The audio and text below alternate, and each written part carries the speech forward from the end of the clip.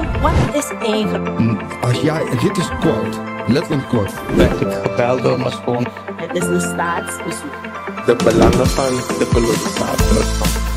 Kulturu Open Mic. Uw verhaal vertellen? Bel of app naar 858-8943. Tot dan. Ja, brada, ga jou de Bakka Kulturu TV speciaal voor jou hier op de... Ja, waar zijn we mensen? Waar zijn we? Op de markt in Almere stad. Op de markt hier in Almere. Wat een gezelligheid. En het is altijd fijn voor Shio Sranamambaka. En daar praat ik graag mee. Dag mevrouw, wat is uw naam? Ik heet Farida. Farida, wat een mooie naam Farida. Dag Farida, hoe...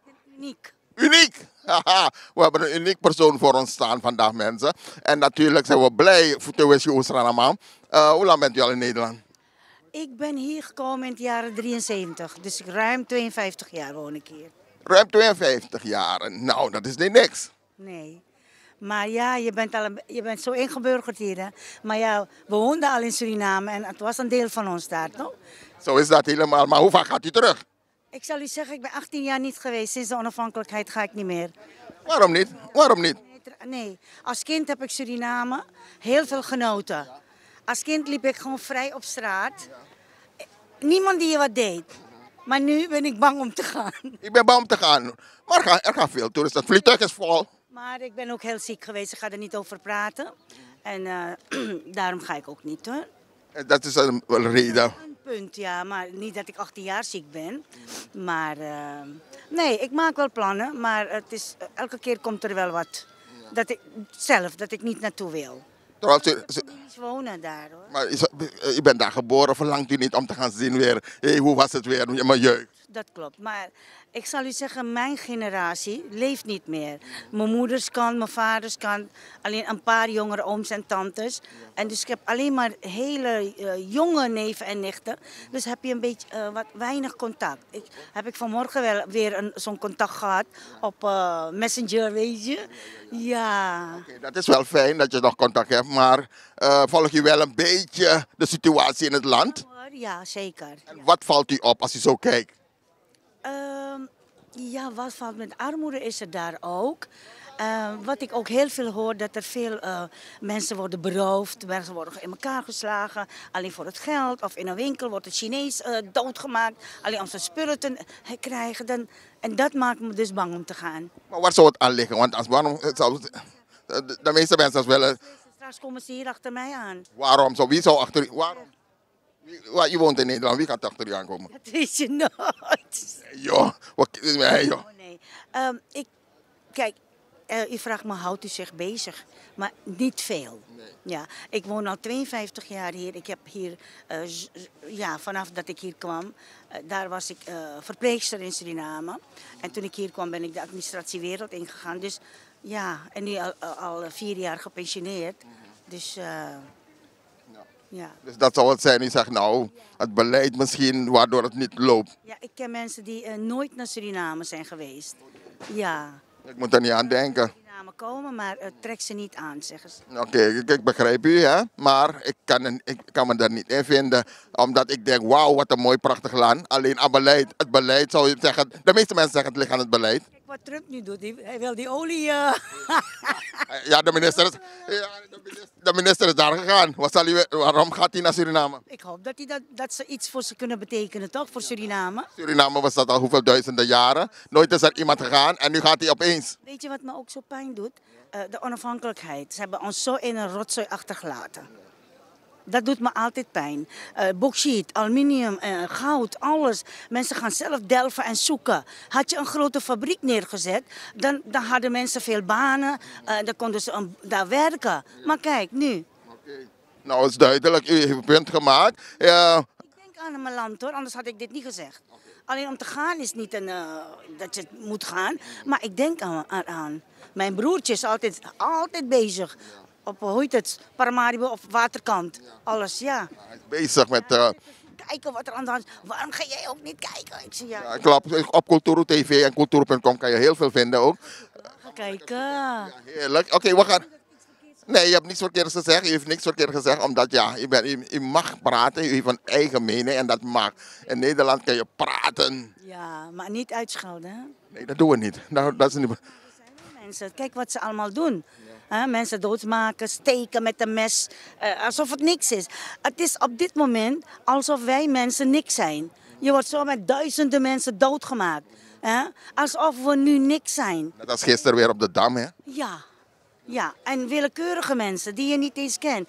En 4 dagen of zoveel dagen wist je niet wie het was. Vanmorgen hoor ik, het is een Oekraïner. Maar sommige mensen zeggen weer, gelukkig is het een Oekraïner, geen donker persoon. Wat zegt u? Sommige mensen zeggen nu, gelukkig is het niet een donker persoon, anders had je Wilders weer gehoord. Ja. Nu hoor je Wilders niet. Nee, ik wilde net zeggen, maar omdat u dat opneemt, maar ik had wel iets willen zeggen. Wat wilt u zeggen? U mag praten hoor. Ja, de moslims hebben al een verkeerde dingen hier in Nederland. Dus als het een moslim was, dan gaan ze anders op reageren. Hè? Maar nu een Oekraïner is, dan hoor je alleen het nieuws, niks meer. Goed mevrouw, ik dank u. U bent spontaan geweest, u heeft Cultuur TV gezien. Zeg, hey Cultuur TV. En u bent een heel uitstralende persoon. Nou, dank u wel, u ook. U ziet er goed uit. En ik zou zeggen, heel veel succes hier op de markt. En maak er een fijne zaterdag van. Kijk, het is puur geluk. Ik was niet van plan om de deur uit te gaan vandaag. En toch, kijk. Geweldig. Nou, ik ga u bedanken. Ik wens u een fijne dag en tot de volgende keer. Ja, Barangasa, jouw Debaka Cultuur TV speciaal voor jou hier op de markt, Almere. En natuurlijk wil ik op het restaurant en we zijn blij, trots om ze te zien. Dag heren, jullie zijn lekker hier op de markt vandaag. Goedemiddag, we zijn er weer op de markt. Jawel, we zijn Op de markt, wat is uw naam? Mijn naam is Robbie Junior. Robbie Senior. Robbie Senior, vader, zoon. Dat klopt, ja. Mooi zo, heren, jullie zijn lekker vandaag op de markt. Wat brengt de dag jullie vandaag? Lekker kopen en boodschappen doen? Even rondlopen. Ja, even uit huis. Geweldig is dat. In plaats van binnen te zitten, dan denk je maar, hé, vandaag even weer naar buiten. Heren, hoe lang zijn jullie al in Nederland? Ik begin met u. Ik woon vanaf mijn, zeg maar, 18e jaar kwam ik hier in Nederland. En nu, ik woon in Suriname. U bent op vakantie hier. Ik ben, laten we zeggen, 1 been daar, 1 been hier. Dus u bent aan het pendelen. Ik ben aan het pendelen, ja. Ik ben gepensioneerd. En wat heeft u gedaan in Nederland? In Nederland heb ik bij de bank gewerkt. Ik heb wat diverse werkzaamheden Wat vragen gedaan. jullie allemaal? We vragen alles over het mooie land hier. Ja, het is een hele Diverse. mooie land. Maar alleen dat het gaat niet goed. Je hebt kinderen hier, maar je kan hier niet wonen. Je wordt niet geholpen. Dus ik ga terug naar Suriname. Terug naar Suriname. Morgen al, kijk hoe hè. Oké, we wensen u het beste. U bent straks aan de beurt, ja? U bent straks aan de beurt. U bent straks aan de beurt. Ja. Ja, ze is blij. Ja, ze is blij. U bent straks aan de beurt. U gaat lekker naar Suriname. U bent straks aan de beurt. Ai. Ja. Ik woon al vanaf mijn 18e jaar hier. En ik ben al, iedereen mag het weten, sinds ik gepensioneerd ben, de AOW heb, nou dan woon ik al ettelijke jaren al in Suriname. Wauw, heerlijk is dat toch? Ja. En weet u, ik praat graag met de mensen die ook net uit Suriname zijn. Omdat wij horen hier aan deze kant heel veel over Suriname. Over Santoki, over het beleid, over de ziekenhuizen. Laatst weer, salarissen worden niet betaald, noem maar op. Wat heeft u daarover te vertellen? Luister nou, Cultuur TV, als ik eerlijk mag zijn,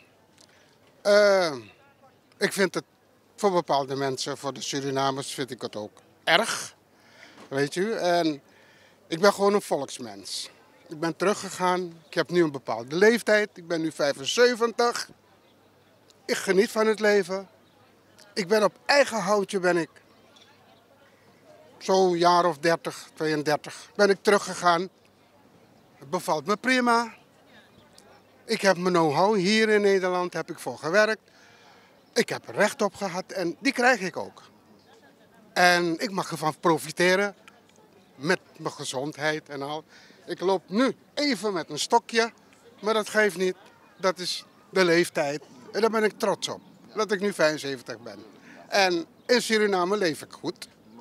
Ik leef het lekker en ik leef zoals het hoort, zeg maar. Hè?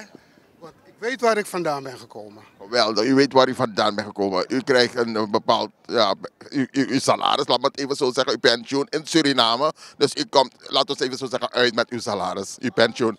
Met mijn uitkering, zeg maar. Mijn pensioen, mijn AOW, hartstikke prima. En hoe doen de Surinamers daar, die daar 3 banen hebben, wat ik me heb laten vertellen? Hoe gaat dat? Klopt het allemaal? Want u woont daar, u bent een beetje getuige, laat me het even zo zeggen. Maar ja, en ieder bepaalt voor zichzelf. Hè. De ene die heeft 2 banen, 3 banen. En dat mag. Het is gezond. Weet je, het is gezond. En ja, behalve als mijn vrouwen die hebben kinderen, oké, die moeten hun kinderen alleen laten. Voor 2, 3 banen en zo. Oké, voor dat soort mensen wel. Maar ik bedoel, werken is gezond. Ik hoop niet dat mensen mij kwalijk gaan nemen, hoor.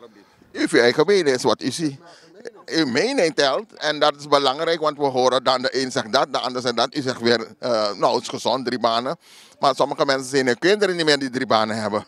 Kijk, dat zeg ik. Bepaalde mensen, als je goed bent, als je wat extra geld wil verdienen, dan moet je wel werken ervoor, ja. Maar als je 1 baan hebt, kom je dus niet uit. 1 baan heb, ik heb daar in mijn jonge jaren heb ik gewerkt. Ja, in mijn jonge jaren. Ik heb er daar 2 jaar aan gewerkt.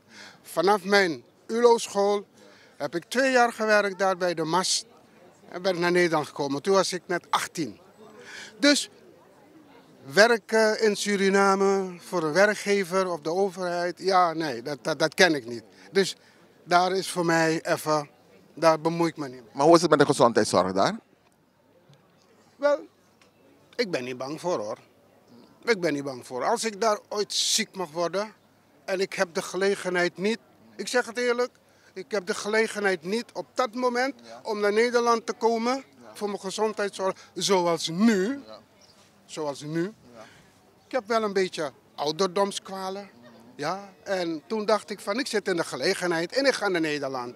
Maar als het zou moeten, ga ik daar wel in het ziekenhuis. En ik laat me wel behandelen door een arts. Zo hoort het ook, toch? Daar zijn ze dokters voor. Daar zijn ze artsen voor. Daar hebben ze gestudeerd. En daar ga ik daarin vertrouwen. Dan doe ik het. Het is niet zo dat ze zeggen, want dat hoor ik. Als ik mensen interview, dan hoor ik weer andere verhalen ook van. Ja, maar het eerste wat ze vragen is, heb je euro bij of dat soort dingen? Dat wel. Dat wel. Maar ja, dan voel ik me ook niet zo prettig. Maar dan mogen ze wel aan mij vragen. Meneer, het is een ziekenhuis, een zelfstandige ziekenhuis. U bent geen Surinamer. Een Surinamer. Ik ben wel Surinamer van geboorte. Ja. Maar je hebt een Nederlands paspoort. Maar ik heb een Nederlands paspoort. Ik ben daarin gezeten. Weet je, bepaalde dingen laat ik los voor het land. Dat heb ik daar niet nodig. Maar ik kom en ik ga en ik kom en ik ga in mijn eigen land. Maar voor de rest, en als ik ziek ben, dan mogen ze me wel euro vragen, ja. Tuurlijk, dat is dat. Maar u volgt de situatie in het land. De verkiezingen komen eraan. Het is spannend, allemaal propaganda. Wat merkt u daarvan? Wat ziet u gebeuren? Wel, ja, kijk nou.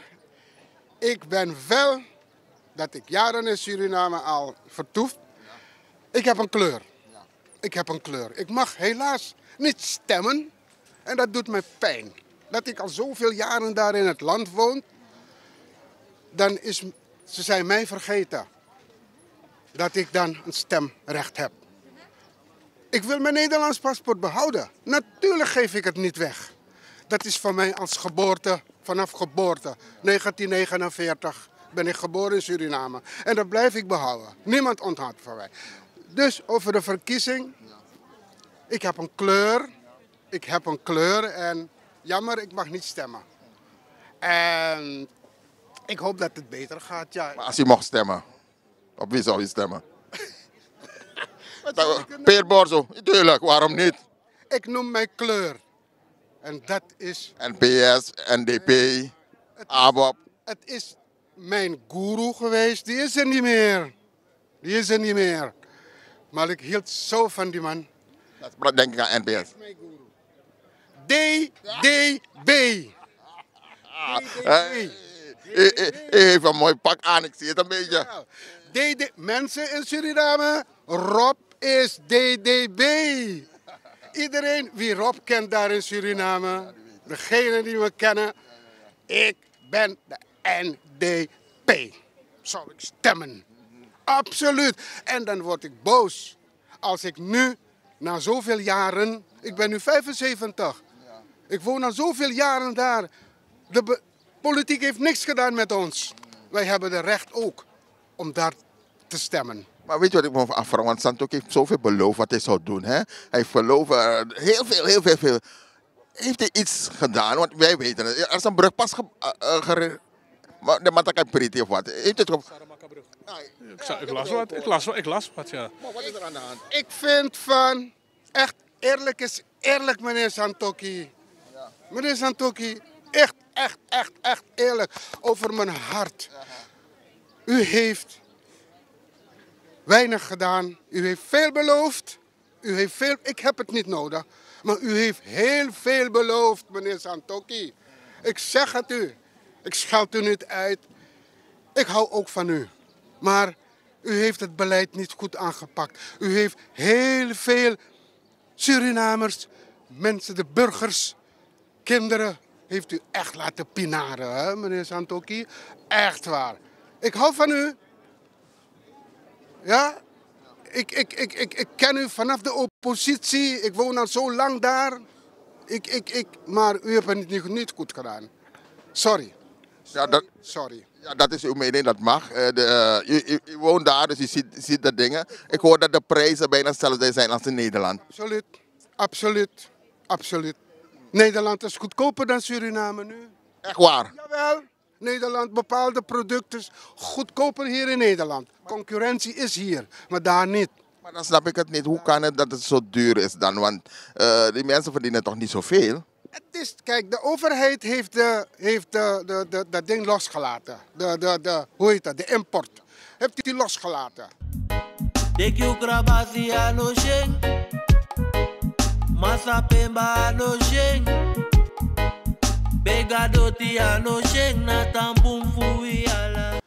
Wat denk je dat de ondernemers gaan doen? Die gaan woekers verdienen, die gaan woekergeld verdienen. Weet je? Terwijl als ze spullen hier uit Nederland bestellen, die belasting kunnen ze aftrekken. Dan kunnen ze terugvorderen, die BTW. Alles. En waarom moet het zo duur zijn in Suriname? Het is te duur. Ik voel het ook. Want heel veel mensen gaan ook het land uit, hè? De verpleegsters en leraressen. 6 maanden hebben ze geen salaris gehad, heb ik gehoord, van de AMS. Ja, precies. En voor die mensen is het heel erg. Het is verschrikkelijk. Hoe doe je als je 6 maanden geen salaris krijgt? Hoe moet je... Hoe doe je dat? Ik vind het verschrikkelijk, hoor. Onmenselijk. Onacceptabel. Ik geef ook geld uit. Ik geef mensen daar. Ik geef mijn volk geld. Ik geef gratis. Dat ze brood kunnen kopen of zo. Jawel. Ik ondersteun ze. Ook met kledinggeld. Ook met school, de kinderen. Kinderen zitten op de MULO-school. Moeizaam. Nou, ik ondersteun ze. Ook elk jaar ondersteun ik ze. Maar ik kan ook niet iedereen doen. Want ik heb ook een pensioen en een AOW. Ik kan het ook niet. Ik geef het gewoon. Maar nee, het is niet goed. Wat meneer Santokki heeft gedaan. Nee. Maar goed. Dat is goed. Nee, we gaan u bedanken. U heeft mooi gesproken. Blijf ons volgen. Cultuur TV speciaal voor jou. Mijn naam is Rob. En ik groet iedereen daar. En ik kom heel snel weer terug zodra ik goed hersteld ben. U bent hier voor om te herstellen. Even rust en dan lekker weer naar Sweeties en dan Kondre. Dag mensen, dag lieve mensen. Dankjewel, ga zo door. Mijn vriend. Dankjewel. Dankjewel allemaal. Ja mensen, je ziet het, de mensen staan hier in de rij om een zegje te doen. Goeiedag mevrouw, wat is uw naam? Ik ben mevrouw Vrede. Mevrouw Vrede, net kwam je ertussen even om te zeggen van... Hey Tamara, ik was er, nou, morgen ga ik naar Suriname. Ja. Ja, maar ik heb kinderen hier. En mijn kinderen die zitten bij de pleeggezin. En via de pleeggezin moet ik geholpen worden om verblijf te kunnen krijgen. Wacht, u hebt nog geen verblijf in Nederland? Ja, ik had al, maar ik was psychisch geweest. Toen ben ik terug naar Suriname geweest. En nu ben ik weer teruggekomen. Het is al een jaar dat ik hier ben. En die mensen komen mij zeggen, ik heb mijn verblijven kunnen afgezegd. Ik zeg, is nooit waar. En toen zei ze van, we kunnen jou niet helpen, maar mijn kinderen die zitten bij jullie. Ik heb een hele jaar aan hier gezeten zonder niks te doen. Ik denk van, laat me maar teruggaan. Wanneer mijn kind 18 jaar is, dan kom ik weer terug voor mijn kind. Maar nu, u bent in Nederland, u heeft kinderen in Nederland. Hoeveel kinderen heeft u? 5. 5 kinderen. Hè? Alle 5 kinderen zijn bij pleeggezinnen. Nee, 2 zitten in pleeggezin. 2 laatst een dochtertje van me en een zoontje van me. En waar zijn die andere 3? Ze zijn volwassen. Die zijn ja, dus die mogen blijven in Nederland. Ja. Maar dan, u mag niet bij uw kinderen blijven. Hoe kan dat? Nee, ik mag niet bij mijn kinderen blijven, omdat ik kom niet voor in hun adres. Heeft u een advocaat? Ja, ik heb een advocaat gezocht en die advocaat zei tegen mij, hij kan me niet helpen. Nee? Ja. Advocaat Sudama, zo heet die advocaat Sudama. Maar dan er zijn meer advocaten, toch? Ja, ik heb gezocht, maar diezelfde ding zeggen ze steeds aan mij. Ik heb ook juridisch gezocht. Juridisch heeft mij ooggewijker. Ja. Dus je wordt gescheiden van je kinderen? Ja, ik word gescheiden van mijn kinderen steeds. Maar, en morgen gaat hij alweer naar Suriname? Ja, morgen ga ik weer terug naar Suriname in plaats dat ik gewoon hier binnen zit. Ja. Maar dan, als u naar Suriname gaat, hoe gaat u leven? Heeft u een salaris? Gaat u werken? Hoe zit het? Nee, ik ben zelf van Brokopondo. Daar heb ik geen werk. Je achterhuis is je tuin. Ja. Dus in Nederland hier zeggen ze, ga maar naar Suriname en bekijk het maar of zo. Ja. Ik heb ook tegen hun gezegd, wanneer mijn dochtertje 18 is, dan kom ik weer terug om mijn dochtertje te bezoeken. Want ze willen niet dat mijn dochter moet mij zien. Maar uw kinderen zijn Nederlandse, hebben een Nederlandse paspoort. En u? Ik niet. Ik heb Surinaams paspoort. Dus dan zeggen ze, oké, kinderen zijn Nederlanders, die mogen hier blijven. Maar omdat u geen Nederlands paspoort hebt, moet u weg. Ja. Ja.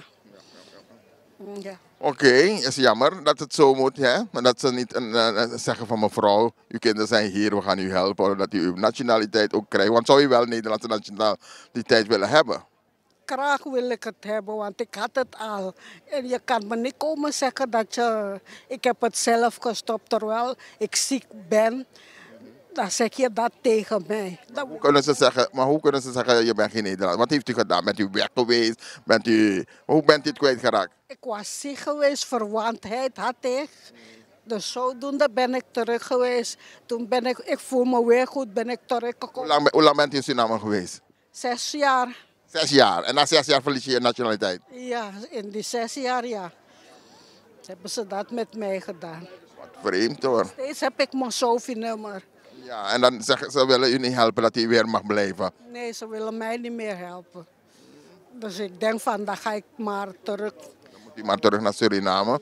Ik hoop dat het lukt. Ik hoop dat mensen kijken en denken van mevrouw, dat u bepaalde dingen kunt doen. Misschien bepaalde wegen kunt volgen. Om toch misschien ergens hulp te krijgen.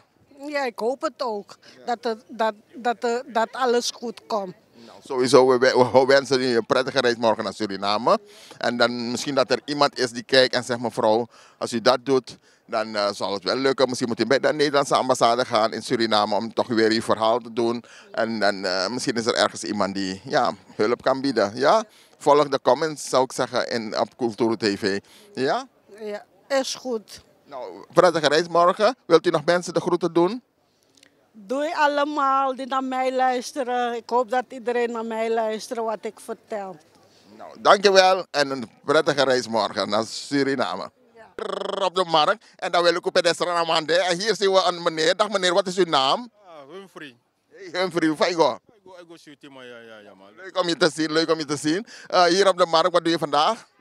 Niks bijzonder. Ik kom even boodschappen halen, dus dat is hem. We zijn op zoek naar de Surinamers en kijken hoe lang wonen ze al in Nederland. Hoe lang ben je hier? Vanaf 1998. Ga je vaker naar Suriname? Wel, ja. En volg je de situatie zo'n beetje in het land Suriname? Niet echt, nee, niet echt. Nee. No, niet echt. Je volgt Nederland? Ja, Nederland, Nederland toch, ja. Heeft u familie daar? Ja, natuurlijk. Mijn hele familie die zit allemaal in Suriname. Dus... Wat zeggen ze? Hoe gaat het? Hoe gaat het? Ja, ik go, ja. Is dat vast? Nee, go toch? De een zegt dit, de ander zegt dat. En maar je volgt het niet zo. Ja, nee. Weet je, op de benen, dus dat is hem, ja. Ja, maar ik ben bij hier, want Tori kan hier, want Sani hoe het gaat. Maar hier in Nederland, ik was shooting. Ja, ik was shooting Rocco de Alassane, dus ja. Mooi, dan gaan we je bedanken. Dat we dat shooting. Heb je nog mensen daar zijn van Bar Odi, want ze kijken? Oké, Alassane met Baron shoot Odi. Nou, dankjewel, Abo, tot de volgende keer. Oké, thank you. Ja, brada, gezegd, jouw Tebaka Culturo TV, speciaal voor jou hier. Ja, sweetie, het weer is lekker. En dan kijken we waar zijn de Surinamers. En hier hebben we meneer. Dag meneer, wat is uw naam? Mijn naam is Max. Max, hey Max, waar je? Ik ga rustig. Ik ga sweetie. Zeker. Ja, nou, weer sweetie today, daar hoor je. Vandaag lekker op de markt. Wat brengt u op de markt vandaag? Verder heb ik niet zoveel te doen. Dus meestal als er markt is, ben ik op de markt. Oké, leuk toch? En hoe lang bent u in Nederland? Ik kom uit Suriname toch? Ik kom uit Suriname, ja. En hoe lang bent u in Nederland? 45 jaar. 45 jaar, leuk. En volgt u de ontwikkelingen in het land, Nederland en Suriname? Ik kijk wel naar nieuws. Maar daar blijft het bij. Maar je volgt Asani Sananonode? Niet echt. Niet echt, no? Als ik in Suriname ben, ben ik meer in Frans-Guyana. Ik ben van Marowijnen, dus de meeste familie van mij woont in Frans-Guyana. Oh, Frans-Guyana. En hoe is het in Frans-Guyana? Want daar zijn veel Surinamers ook, toch? Zeker. Ja, toch? Maar de drang naar Suriname, is dat groot of is het lekkerder in Frans-Guyana? Nou, is veiliger voor die mensen. Veiliger? Dat denken ze. En je kan ze niet anders wijs maken, want ze zijn het gewend. Maar waarom is daar veiliger? Omdat het Europa is misschien? Het zou kunnen.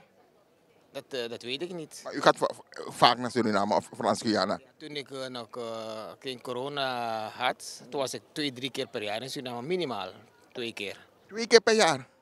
Ik had een goede inkomen, dus ik kon het permitteren. Ja, want die ticketprijs zijn duur. Ja, toen niet zoveel. Althans niet voor mij. Want veel mensen kunnen niet eens betalen. je kan het permitteren. Murokotranga. Ja, en dan heb je wat centen. Ik heb mijn centen en ik heb een goede inkomen. Ik mag niet klagen. Je kan 2 keer per jaar, 3 keer per jaar gaan. Als ik zou willen, maar die behoefte is er niet meer. Kijk, ik ben al boven 70. Oh, dat zou je ook niet zeggen. Je bent een jong boy. Dat hoor ik van veel mensen. Ja, toch? Ja. Mooi man. Maar in Suriname, dus je was en je was Frans-Guyana, allebei? Ja, allebei ja. De meeste familie van mij woont in Frans-Guyana. Ik kom van Marowijnen, hè. Dus mijn vader heeft meer dan 25 jaar gewerkt voordat ze overlijdt in Frans-Guyana. Maar is het... Daar, bekend bij die mensen. Maar is het moeilijk om een paspoort te hebben voor Frans-Guyana? Want ik bedoel, als Surinamer, hoe kan je daar wonen? Nou, die paspoort wil ik niet. Want ze hebben me het aangeboden, dat die vrouw die paspoort uitgeeft me persoonlijk kent. Het was een buurvrouw van mijn vader. Dus die zei van, als je een Franse paspoort wil, dan regel ik het voor jou. Ja, dat is wel makkelijk, want veel Surinamers willen ook naar Frans-Guyana, denk ik. Ja, het zijn die mensen die misschien Frans-Guyana nodig hebben, maar ik heb Frans-Guyana niet nodig. Ik breng juist geld, ik ga geen geld halen. En als je geld komt halen, dan zijn die mensen beu van dat soort mensen. Ja. Mensen gaan daar misschien om euro te verdienen. Ja. Misschien is het daar iets makkelijker te verdienen. En misschien is het... blijven. Waarom zou men daar willen blijven? Misschien de gezondheidszorg daar beter? Niet voor dat geld. Want dan krijg je location. Uitkering aan de Franse kant. En, ja, en daarvoor willen heel veel mensen daar blijven. Dus als je daar bent, dan ja, de staat verzorg je ook een beetje als je niet hebt. Als je ingeschreven staat op een adres, langer dan 3 maanden toen, dan kreeg je het. Maar nu niet meer. Nu moet je misschien 1 keer gewerkt hebben, al is het voor een maandje, dan pas krijg je het. Dus die dingen veranderen, die mensen, die Fransen zeggen we hebben geen moeite mee, maar je moet niet komen om te profiteren, je moet ook wat willen verdienen. Dat is het probleem. Ja. Dat is duidelijk, want dan weten de mensen zo een beetje ook over Frans-Guyana en Suriname. En dan leuk dat... maar u volgt toch een beetje de berichten in Suriname, want verkiezingen komen. Nou, eerlijk gezegd, daar heb ik totaal geen interesse in de verkiezing. Het bestuur van Suriname. Want mijn neef was vroeger heel lang van BEP en die heeft zoveel zijn best gedaan, maar ja... Ik heb gezegd, stap van BEP en ga naar een andere partij. ABOP. Ja, of ABOP. Later is hij misschien ABOP geworden. Maar, ja. Ik weet het niet. Ja, Ronnie Brunswijk is mijn neef, hè? Oh, geweldig, dat zo zie je maar weer. Ronnie Brunswijk is je neef. Dingen op zeggen over die man. Waarom niet? Je moet je eerlijke mening zeggen. Ik zal geen slechte dingen zeggen, maar ik laat aan de mensen over. Maar wat heeft u te vertellen over Brunswijk? Nou, ik weet van Brunswijk, toen hij voor het eerst naar school ging, toen zat ik in de 6e klas op Albina. Toen heeft zijn vader hem naar internaat gebracht op Albina en zei van pas op je neefje. Maar het was mijn laatste jaar, dus toen ben ik weggegaan en voor de rest heb ik die man nooit meer gezien tot volwassen. Maar eigenlijk is het wel goed, eigenlijk moet je trots op zo'n man zijn, want hij is van, bijvoorbeeld van, hij moet kijken, hij is van bijna niks vicepresident geworden. Hoe geweldig is dat? Nou, hij heeft zijn best gedaan. Maar dat zeg ik toch. Hij heeft ook zijn, ik weet niet, is het op de universiteit dat hij is geweest, of bachelor heeft gehaald of iets? Zijn broer. Oh, zijn broer, oké. Ja. Maar je ziet dat die meneer van niets, ik zo even zo van kleine jongen, kwam aan troon vicepresident, is toch geweldig? Klopt, maar over zijn diploma, daar weet ik ook niks van. Ik heb begrepen dat hij ook die diploma's heeft, maar... Hij heeft ook gestudeerd. Ja, dat heb ik begrepen, ja. Maar ik weet het niet. Want je ziet, weet ik. Ja, want je ziet dat hij, ja, maar toch vicepresident, anders word je toch niet? Het is Suriname, hè? Dus in Suriname kan dat? In Suriname kan veel. Niet alles, hè? Waar is een Brunswijk kan dat? Dat zeg ik niet. Of om Brunswijk dat alleen kan. Misschien nog meerdere mensen hebben dat gedaan. Het is, daarom zeg ik van, het is Suriname. Het is Suriname. En Suriname kan. Een hoge positieman had mij ook een positie willen geven in Suriname. Hoge positie? Ik zou een hoge positie krijgen in Suriname als ik dat wilde. Toen ik in 96 goud ging zoeken. En hij heeft me gevraagd, wat voor werk hebt u gedaan? Wat was jouw bezigheid in Nederland? Ik zeg, ik heb zelf ontslag genomen. Maar zolang ik Suriname beu ben, kan ik teruggaan. Ze zeggen van, als je goed gewerkt hebt voor een bedrijf, mag je altijd terug. En na een jaar, 1,5, ben ik teruggegaan. Heb ik nog 15 jaar gewerkt tot mijn pensioen. En heb je een grote meneer geweest? Een directeur geweest of zo? Nee. Die interesse had ik niet. Het is mij wel aangeboden. Maar wat zou je dan worden? Om afdeling hoofd te worden. Maar ik had er geen interesse in. En wat voor bedrijf? Sotsani? Elektronica bedrijf, meneer. Ik heb elektronica gestudeerd. Dat is toch mooi? Dat is zeker mooi. En in dat bedrijf heb ik ook 5 jaar intern gestudeerd ook. Dus mijn positie was zo stabiel. En ze vonden het jammer dat ik wegging. Maar het is heel mooi om te horen, hoor. Hier is er een man doet zijn best en mijn bouw kon erop toe. Ik zeg, pensioenleeftijd is pensioenleeftijd. Als die datum daar is, wil ik geen dag of niet eens een uur langer blijven werken. Ik heb met alle plezier gewerkt, maar ik ga ook met veel plezier met pensioen. Ik ben gezond, ja, en ik geniet al meer dan 5 jaar van mijn pensioen. Wauw, dat is toch mooi. En als je gaat, dan is je Ronnie Brunswijk. Als ik wil, wel, ja. Nee, je gaat dat geen orde. Nee. Hij vraagt steeds naar mij toen mijn moeder nog leefde. Van ik wil hem ontmoeten, maar we hebben elkaar niet echt ontmoet. Misschien de volgende keer. We hebben elkaar niet meer ontmoet. Misschien de volgende keer tegen go, want ik kan ook een show film die zit. Dat hey, look mijn neef, mijn big neef. No, Sabi moro. Oh, Sabi, maar van nou Sabi, ik verander. Als ik mijn moeders naam hoor, dan is 100%. Wat is je naam? Karaneng. Nee, mijn naam is.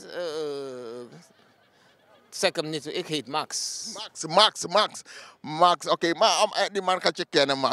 Ronnie wil zeggen, nou vergeet die man. Nee, toen hij groot is geworden, hebben we elkaar niet meer ontmoet. Zijn broertje wel hebben we elkaar. Leo, ja.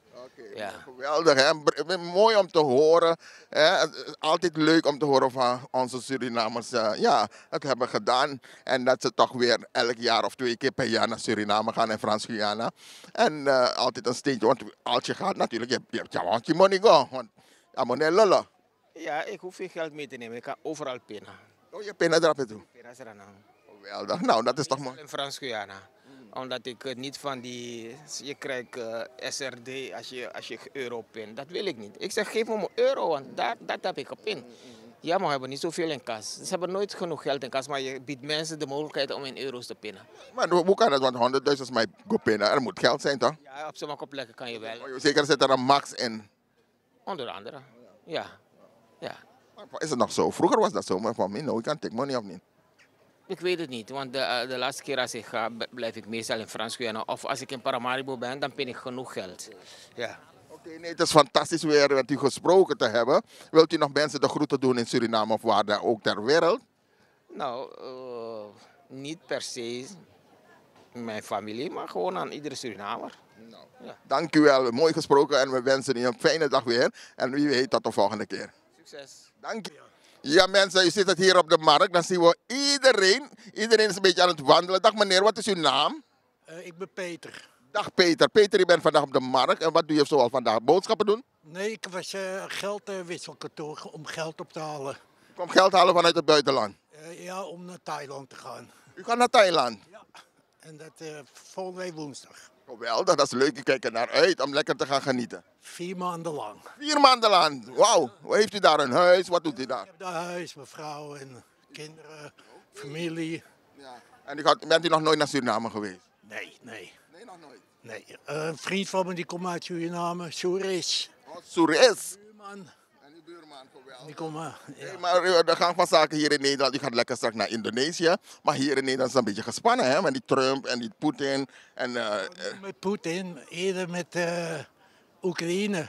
Oekraïne? En Trump, maar voornamelijk Biden, die oorlog daar heeft uitgelokt. De NAVO, die heeft steeds meer opgerukt naar de grens van de Russen, van Rusland. Ja. En die voelden zich bedreigd. Ja.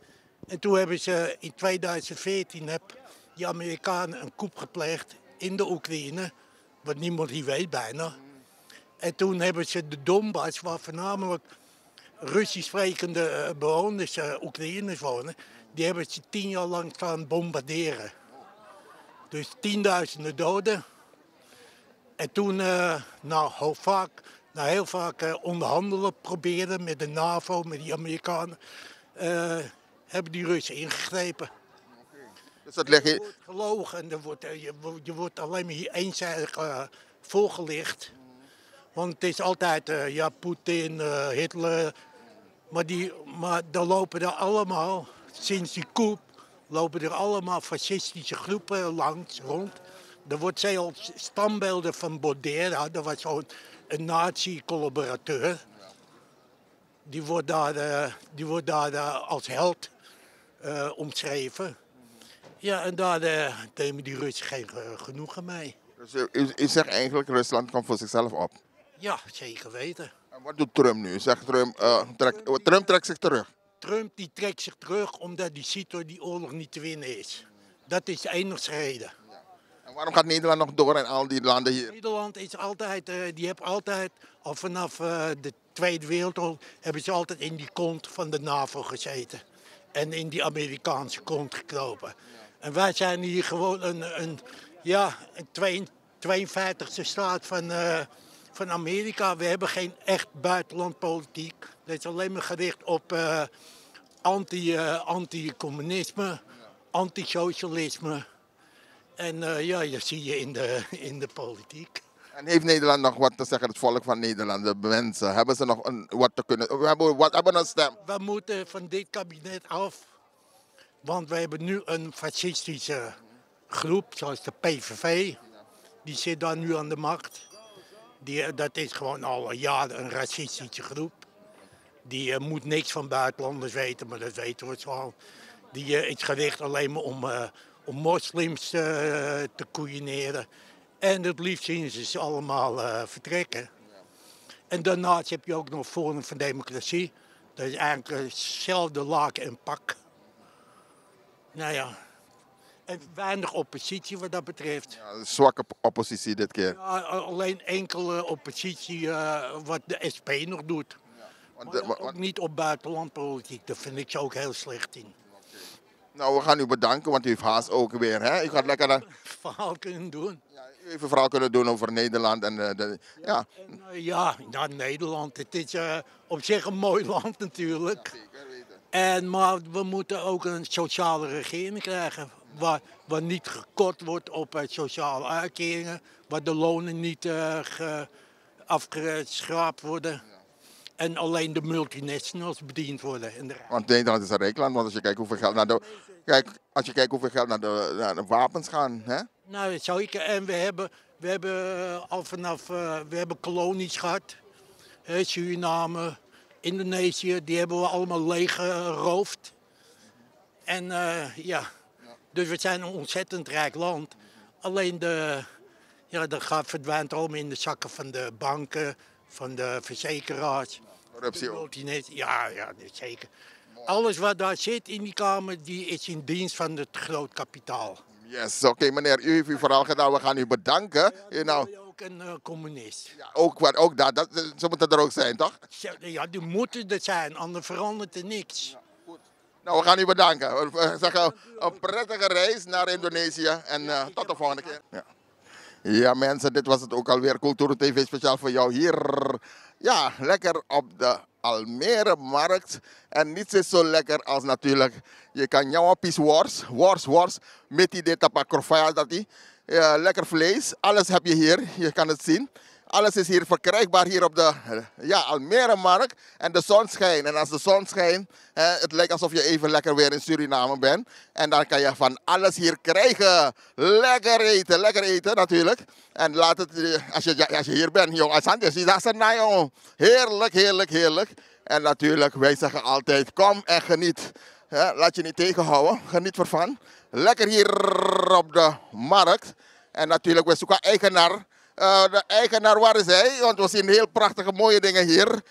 Vaide, ik zie je lekker bezig. Je bent lekker bezig. Ja, we doen ons best. We zijn lekker bezig. Lekker mooi weer, lekker druk. De dames genieten en heren genieten van die heerlijke vleesworst, bloedworst, kippenworst. Die crispy, die hot item met die wow saus. Dus we doen ons best. We doen ons best. Het is altijd fijn om hier te zijn. Dus mensen alleen maar veel water, want het is zo lekker. En is het druk vandaag? Het is hartstikke druk. Het weer is mooi. Onze producten zijn goed, dus het wordt zo druk. En in principe, elke week is het druk. Dus je ziet het staat een mooie rij weer. Elke week. Dus op dat gebied mogen we niet klagen. Welke dagen ben je weer hier? Wij staan hier woensdag en zaterdag op de markt in Almere stad. En met onze mooie Surinaamse vlag, die mooi wappert. Dus als je ons zoekt, zoek de vlag en zoek de geuren. Dan kom je zeker bij de juiste kleuren. Geweldig weer. En we zeggen mensen, kom gerust hier, neem die lekkere worst. Want amashwiti. En je ziet het hier lekker met die tapafaya. En niet zo lekker als crispy worst hier. En natuurlijk ameti. Mensen, dat was het ook alweer vandaag hier op de markt. Ik hoop dat u genoten heeft. Blijf ons volgen, Cultuur TV is wel voor jou. En we zeggen tot de volgende keer. Kinte Promotion organiseert Kitty Kotti Boatface. Zondag 29 juni 2025. Vaar en swing mee. Opstaptijd 3:30 's middags. Afvaart 4 uur. Terug 9 uur 's avonds. Toegangsprijs €50. Aan boord €55. Line-up Sabaku, Corona Band en DJ Roy C. Voorverkoop van kaarten, Ricardo's Eethuis en Nieuw Draver. Surinaamse keuken aanwezig. Let op, eigen drank aan boord is niet toegestaan. Hey, met jou wil ik niet dansen. Zondag 29 juni, Kitty Kotti Boatface. Opstapplaats, de Ruiterkade 414 achter het Centraal Station. Dresscode in de kleuren van de Surinaamse vlag. Voor info bel 06 311 647 03/06 870 98312. Attenzo!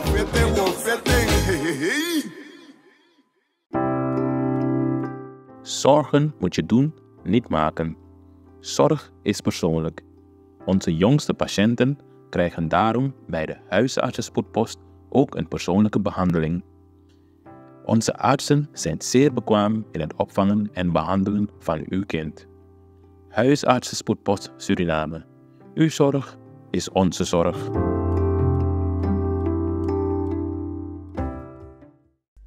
Ben jij een gedupeerde van de toeslagenaffaire, ouder, kind of ex-partner? Ga dan naar stichtingherstel.nl. Herstel met dubbel L. Met Stichting Herstel kom je er wel.